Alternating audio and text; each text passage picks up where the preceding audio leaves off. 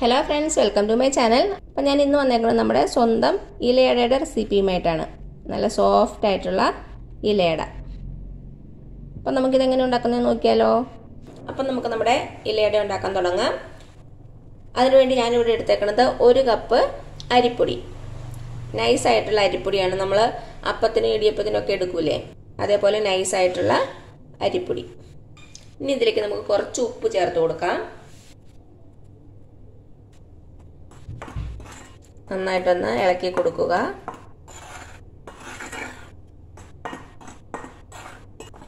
ഇനി ഇതിലേക്ക് നമുക്ക് ആവശ്യത്തിനുള്ള വെള്ളം ഒഴിച്ചു കൊടുക്കാം.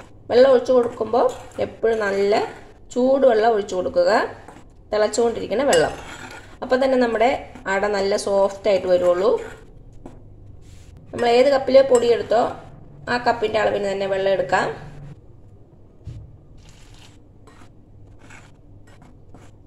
കുറേശ്ശായിട്ട് ഒഴിച്ചു കൊടുക്കാം.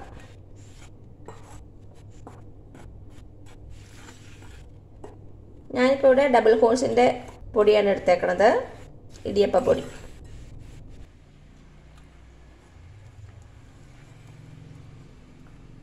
നമുക്ക് 1 കപ്പ് വെള്ളം മതിയാവത്തില്ല, കുറച്ചുകൂടി വേണ്ടി വരും. ഇപ്പം അതാ 1 കപ്പ് വെള്ളം ഒഴിച്ചിട്ടുണ്ട്. കുറച്ചുകൂടി ഒന്ന് സോഫ്റ്റ് ആകാനുണ്ട്. ഒരു 2 ടേബിൾ സ്പൂൺ കൂടെ ഒഴിച്ചു കൊടുക്കുവാണേ. 1 ടേബിൾ സ്പൂൺ വെള്ളം കൂടെ ഒഴിച്ചു കൊടുക്കാം. അപ്പം ഞാൻ ഉപയോഗിച്ചേക്കുന്നത് 1 കപ്പും 3 ടേബിൾ സ്പൂണും കൂടെ വെള്ളമാണ്. അപ്പം എന്താ നമ്മുടെ മാവ് നന്നായിട്ട് സോഫ്റ്റായിട്ട് വന്നിട്ടുണ്ട്. ഇത്രയും മതിയാകും. ഇനി നമുക്കിതൊരു 10 മിനിറ്റ് അടച്ചു വെച്ച് കൊടുക്കാം. എന്നിട്ട് നന്നായിട്ടൊന്ന് കുഴച്ചെടുക്കണം.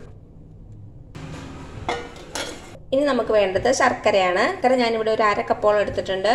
ഇത് നമുക്കൊന്ന് ഉരുക്കിയെടുക്കണം. 2 ടേബിൾ സ്പൂൺ വെള്ളം ഒഴിച്ച് കൊടുത്തിട്ടുണ്ട്. ഇനി നമ്മൾ ശർക്കര നന്നായിട്ടൊന്ന് ഉരുക്കി വരട്ടെ. എന്നിട്ട് നമുക്കിതൊന്ന് അരിച്ചെടുക്കണം. ഇപ്പം എന്നാൽ നമ്മുടെ ശർക്കര നന്നായിട്ട് ഉരുക്കി വന്നിട്ടുണ്ട്.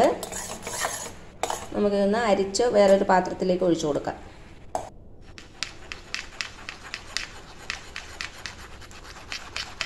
ഇപ്പം അതാ നമ്മുടെ ശർക്കര ഒഴിച്ചു കൊടുത്തു. ഇനി ഇതിലേക്ക് നമുക്ക് ആവശ്യത്തിനുള്ള തേങ്ങ ചേർത്ത് കൊടുക്കാം. ഞാനിപ്പോൾ ഇവിടെ ഒരു 1/2 കപ്പ് തേങ്ങയോളം ചേർക്കുന്നുണ്ട്.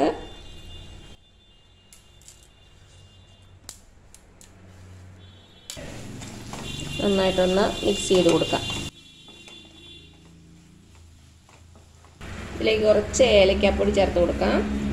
ലോ ഫ്ലെയിമിലാണ് വച്ചേക്കണത്. അതേപോലെ തന്നെ ഒരു നുള്ളു ഉപ്പ്, ഒരു നുള്ളു മാത്രം ചേർത്ത് കൊടുത്താൽ മതി. ഇതിന് നന്നായിട്ടൊന്ന് ഡ്രൈ ആയിട്ട് വരട്ടെ. അപ്പോൾ എല്ലാം കൂടി നന്നായിട്ട് യോജിച്ച് വന്നിട്ടുണ്ട്. ഇത്രയും മതിയാകും. ഇനി നമുക്ക് തീ ഓഫ് ചെയ്യാം. ഓഫ് ചെയ്തിട്ട് ഇതൊന്ന് തണുക്കട്ടെ.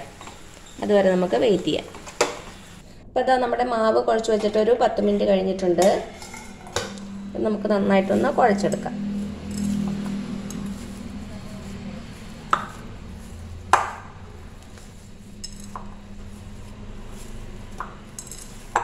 നല്ല സോഫ്റ്റ് ആയിട്ടാണ് നമ്മുടെ മാവ് ഇരിക്കുന്നത്. അപ്പോൾ നന്നായിട്ടൊന്ന് കുഴച്ച് കൊടുത്തു.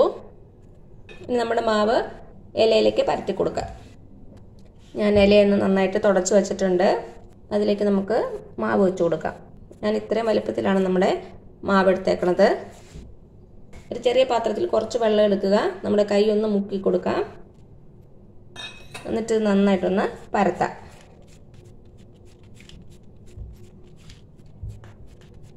എന്തോരം നൈസായിട്ട് പരത്താമോ അത്രയും നൈസായിട്ട് പരത്തി കൊടുക്കുക.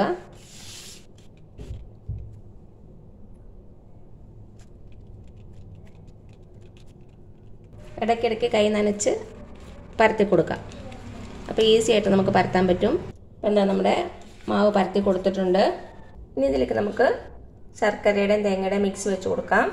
അത് നിങ്ങൾക്ക് എന്തോരം ഫില്ലിങ് വേണോ അതിനനുസരിച്ച് വെച്ച് കൊടുക്കുക. ഫില്ലിങ് ഒത്തിരി ഇഷ്ടമുള്ളവർക്ക് കൂടുതൽ വെച്ച് കൊടുക്കാം. ഞാനിപ്പോൾ ഇവിടെ 1 ടേബിൾ സ്പൂണോളം മാത്രമേ യൂസ് ചെയ്യുന്നുള്ളൂ.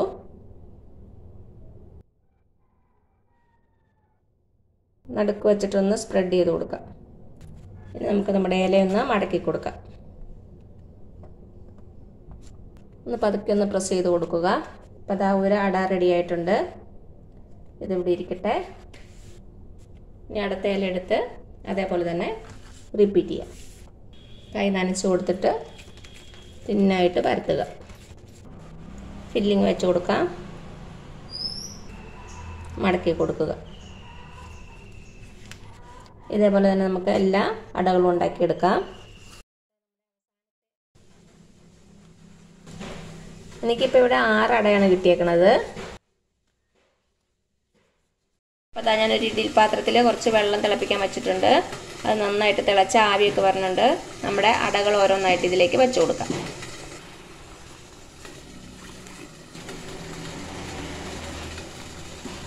അപ്പോൾ നമ്മുടെ അടകളൊക്കെ വെച്ച് കൊടുത്തു. ഇനി നമുക്ക് അടച്ച് വെച്ച് കൊടുക്കാം. ഇനി ഒരു 10-15 മിനിറ്റ് ഇങ്ങനെ ഇരിക്കട്ടെ. മീഡിയം ഫ്ലെയിമിൽ വെച്ചാൽ മതി. അപ്പോഴേക്കും നമ്മുടെ അടയൊക്കെ നന്നായിട്ട് വെന്തിട്ടുണ്ടാവും. അപ്പോൾ എന്താ ഒരു 10-15 മിനിറ്റോളം ആയിട്ടുണ്ട്. നമ്മുടെ അടയൊക്കെ വെന്തിട്ടുണ്ടാവും. നമുക്ക് തുറന്നു നോക്കാം.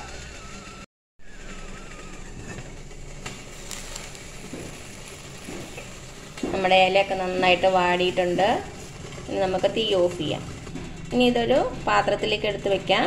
നന്നായിട്ടൊന്ന് ചൂടാറിയിട്ട് നമുക്കിത് ഓപ്പൺ ചെയ്ത് നോക്കാം. ഇപ്പോഴേ ഓപ്പൺ ചെയ്യണ്ട.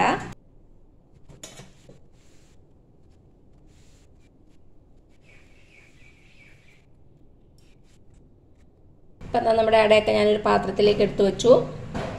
കുറച്ചൊന്ന് ചൂടാറട്ടെ. ഇപ്പം എന്താ നമ്മുടെ അടയുടെ ചൂടൊക്കെ ആറിയിട്ടുണ്ട്. നമുക്ക് തുറന്നു നോക്കാം.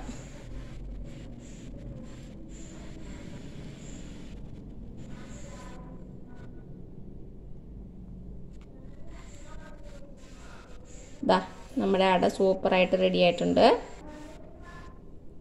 നമ്മുടെ അട നല്ല സൂപ്പറായിട്ട് റെഡി ആയിട്ടുണ്ട്. നല്ല സോഫ്റ്റാണ്. അപ്പോൾ എല്ലാവരും ഉണ്ടാക്കി നോക്കുക. നമ്മുടെ നാടൻ ഇലയട ഉണ്ടാക്കി നോക്കിയിട്ട് അഭിപ്രായങ്ങളൊന്നും അറിയിക്കാൻ മറക്കരുത്. അപ്പോൾ ഈ വീഡിയോ ഇഷ്ടമായാൽ താഴെ കാണുന്ന ചുമന്ന സബ്സ്ക്രൈബ് ബട്ടണിലൊന്ന് പ്രസ് ചെയ്ത് സപ്പോർട്ട് ചെയ്യണേ. അപ്പോൾ അതിൻ്റെ തൊട്ടടുത്തൊരു ബെല്ലൈക്കൺ വരും. അത് നിങ്ങൾ പ്രസ് ചെയ്ത് ഓൾ എന്നുള്ള ഓപ്ഷൻ കൊടുക്കുക. ഇനി പുതിയ റെസിപ്പി ആയിട്ട് വരുന്നവരേക്കും താങ്ക് യു സോ മച്ച്.